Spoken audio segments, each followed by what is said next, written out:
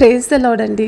నేటి దిన వాక్యం యాకోబు పత్రిక 5వ అధ్యాయం 11వ వచనం. సహించిన వారిని ధన్యులను కొనుచున్నాము గదా, మీరు యోబు యొక్క సహనమును గూర్చి వింటిరి. ఆయన ఎంతో జాలియు కనికరమును గలవాడని మీరు తెలుసుకొని ఉన్నారు. చిన్న ప్రార్థన చేసుకుందాం. మహాపరిశుద్ధుడగు దేవా, ప్రభా, మరి యోబు యొక్క సహనమును మాతో సూటిగా తేటపరిచి ప్రభా మరి సహాయం చేసి ఆత్మ నడిపింపుతో నడిపించమని బతిమాలుకుంటున్నాం. ఏ స్నామంలో ప్రార్థిస్తున్నాం తండ్రి, ఆమెన్. చూడండి, మరి ఒకానొక న్యూస్ పేపర్లో నేను ఒక న్యూస్ చదివాను. వేచి ఉండడం వల్ల అనారోగ్యంతో రోగి డాక్టర్పై మరి జరిమానా వేశాడంట. అంటే ఒక దావా వేశాడు. కోర్టులో పిటిషన్ వరకు వెళ్ళింది ఈ సమస్య. ఒకరోజు ఒక డాక్టర్ దగ్గర అపాయింట్మెంట్ తీసుకొని వృత్తిరీత్యా టైలర్ అయిన అతని పేరు రాబర్ట్ టైలర్ వృత్తి చేస్తున్న అతనికి మరి ఒక సమస్య రావడంతో డాక్టర్ దగ్గర అపాయింట్మెంట్ తీసుకున్నాడు. 60 నిమిషాలుగా వెయిటింగ్ రూమ్లో కూర్చోవలసి వచ్చింది. సరే, మొదటిసారి కదా అని ఊరుకున్నాడు. మళ్ళీ అదే డాక్టర్ని సందర్శించినప్పుడు ఇంచుమించు 87 నిమిషాలు అతడక్కడ వేచి ఉంచవలసి వచ్చిందంట. అయితే స్వయం ఉపాధి పొందుతున్న హ్యాండీమ్యాన్గా వేచి ఉంటున్న అతను ఆ విధంగా వేచి ఉండడం వల్ల తన సమయం, డబ్బు, కస్టమర్లు ఖర్చయ్యాయని పేర్కొని మరి కోర్టులో ఆ డాక్టర్ మీద కోర్టులో వేశాడు. మరి అక్కడ అంతా కూడా చూసినప్పుడు డాక్టర్లు ఒకే సమయంలో 2-3కి ఒకే నెంబర్ ఇచ్చి వెయిటింగ్లలో అలా నిలబెట్టున్నారని ఆ హాస్పిటల్ మీద ఒక అభ్యర్థన కెత్తించాడు. దానితో ఈ టైలరే గెలిచాడు. అయితే చూడండి, చాలాసార్లు ఇక్కడ రాబర్ట్ చేసిన దావా పనికి మానదిగా అనిపించవచ్చు, కానీ అతని ఆందోళన చట్టబద్ధమైనది. సమయం మన అత్యంత విలువైన వస్తువని, డబ్బు కంటే విలువైనదని, మరి ఎక్కువ డబ్బు సంపాదించవచ్చు అని మీరు ఎక్కువ సమయం సంపాదించలేరు కదా, అవునా కాదా? అతను సమయాన్ని బట్టి డబ్బును సంపాదించవచ్చు, కానీ మనం ఎక్కువ కూడా డబ్బులు పెట్టి సమయాన్ని సంపాదించలేదు. మన సమయాన్ని సరిగ్గా కాపాడుకుంటాము. అయితే మనం ఎల్లప్పుడూ తొందరలో ఉంటాము. మనం వేచి ఉండడానికి ఇష్టపడము. ఎందుకండి? అది డాక్టర్ ఆఫీస్లోనే కావచ్చు, ఒక హాస్పిటల్లోనే కావచ్చు, రైల్వే స్టేషన్లో కావచ్చు, లేకపోతే ఒక హైవేలో కావచ్చు, ఒక రోడ్డు అంటే బిజీగా ఉన్న రోడ్డులో ఉన్న ట్రాఫిక్లో కూడా వేచి ఉండడానికి అనేక సార్లు మనం సనుగుకుంటాం, గొనుక్కుంటాం. అయితే చాలా జాగ్రత్తగా వినండి. మనం ప్రజల కోసం వేచి ఉండడానికి ఇష్టపడము. అదేవిధంగా నిజం చెప్పాలంటే మనం దేవుని కోసం కూడా వేచి ఉండడానికి ఏమాత్రము కూడా ఇష్టపడని వారంగా ఉంటున్నాము. మీరు ఎప్పుడైనా దేవునిని వేచి ఉండే గదిలో ఉన్నారా? ఎప్పుడైనా దేవుడు మీకోసం వేచి ఉండే గదిలో మీరు కూడా అతని కోసం కొద్ది క్షణాలు గడిపారా? నువ్వు ఎక్కడున్నావా దేవా అని దేవుని కోసం నువ్వు ఎప్పుడైనా కనిపెట్టావా? అలా అయితే ఇప్పుడే మీ న్యాయవాదిని పలకరించండి. మరి దేవుని వేచి ఉండే గది దేవుని పరీక్ష గది అనే వాస్తవాన్ని మీరు పరిగణించినట్టయితే మీకోసం, మీరు దేవుని కోసం మీరు ఏ విధంగా వేచి ఉంటారో కొద్ది క్షణాలు దేవుడు కూడా నువ్వు ప్రార్థన చేయని సమయంలో నీకోసం అనేక సందర్భాలు అతను కూడా అదే విధంగా వేచి ఉంటాడు. అయితే చాలా జాగ్రత్తగా చూడండి. యాకోబు పత్రిక 5వ అధ్యాయం 7-11 దేవుడు మిమ్మల్ని తన వేచి ఉండే గదిలో ఉంచినప్పుడు మీరు ఎలా స్పందిస్తారో దాని ద్వారా నిజమైన విశ్వాసం అనేది ప్రదర్శించబడుతుంది. దేవుడు ఎప్పుడైతే మీకు కొద్ది సమయం వేచి ఉండడానికి మీరు కోరుకున్నదో, మీ జీవితంలో నెరవేర్చడానికో, ఇంకా ఏదైనా కావచ్చు, బాధలో ఉన్నవారికి ఓదార్పునివ్వడానికో మీరు ఎప్పుడైతే వేచి ఉంటున్నారో మీరు ఆ వేచి ఉండే సందర్భంలో మీ నిజమైన విశ్వాసం అనేది బయటికి వస్తుంది. అవునా కాదా? నిజంగా ఖచ్చితంగా అదే నెరవేర్పండి. అయితే ఓపిక పట్టండి అని కూడా చూడొచ్చు. సహనంతో ఉండండి అని కూడా అనొచ్చు.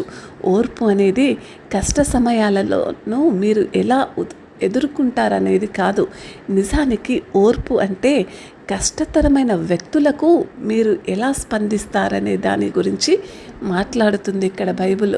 చూడండి, యోబు విషయం చూసినప్పుడు తన చుట్టూ కూడా కష్టతరమైన పరిస్థితులు ఉన్నాయి. అలాగని తన దగ్గరకు వచ్చిన వ్యక్తులు కూడా కష్టతరమైన వ్యక్తులుగా ఉంటున్నారు. అవునా కాదా? మనం కోపంగా ఉండకూడదు, కొట్టకూడదు, లేదా ప్రతీకారం తీర్చకూడదు. తెస్సలోనికి రాసిన మొదటి పత్రిక 5వ అధ్యాయం 14వ వచనం, వారందరితో ఓపికగా ఉండుడి. ఓర్పు అనేది మన పట్ల దేవుని దయగలిగ వైఖరి అని మీరు గుర్తుంచుకోవాలి. తండ్రి అయిన దేవుడు కోపానికి నిదానిస్తాడు. అవునా కాదా? పేతురు రాసిన మొదటి పత్రిక 2వ అధ్యాయం 23 ఇలా అంటుంది, ఆయన దూషింపబడినప్పుడు ఆయన తిరిగి దూషింపబడలేదు, ఆయన బాధపడినప్పుడు ఆయన బెదిరించలేదు, కానీ న్యాయంగా తీర్పు తీర్చే దేవునికి తనను తాను అప్పగించుకోవడం కొనసాగించాడు. చూడండి, మరి ఆత్మఫలములలో కూడా మరి ఓర్పు, సహనం అనేది ఒక ఆత్మఫలంగా మనం చూస్తూ ఉంటున్నాము. మన సొంత జీవితాలలో వేచి ఉండడం, సహనం కలిగి ఉండడం అనేది చాలా ముఖ్యమైనదని దేవాతి దేవుడు ఈరోజు మనందరితో కూడా ఎంతో రూఢిగా మాట్లాడుతున్నాడు. అయితే కాబట్టి సహోదరులమైన మనము ప్రభు యొక్క రాకడ వరకు ఓపిక పట్టండి మాట్లాడుతూ, ప్రభు రాకడ వరకు మనం మౌనంగా ఓపిక పట్టాలి. మీరు ఎప్పుడు కూడా మరి మనం గడుపుతున్న జీవితంలో ప్రభు కొరకే నిరీక్షించడం మనం నేర్చుకోవాలి. అయితే క్రీస్తు తిరిగి తన రాజ్యాన్ని ఈ లోకంలో స్థాపించే వరకు కూడా మనము ఆయన యొక్క రెండవ రాకడ వరకు కూడా మనము సహనంతో ఓర్చుకొని ఉండాలని దేవాతి దేవుడు సెలవిస్తున్నాడు. రైతు ఏ విధంగా ఓర్చుకోవాలంటే, ఒక రైతు తొలకరి వర్షాలు లేకపోతే కడవరి వర్షాలు కురిసే వరకు భూమి యొక్క విలువైన ఫలం కోసం ఎలా వేచి ఉంటాడో దాని గురించి ఓపికగా ఉండండి. చూడండి, రైతు ఏం పని చేస్తాడు?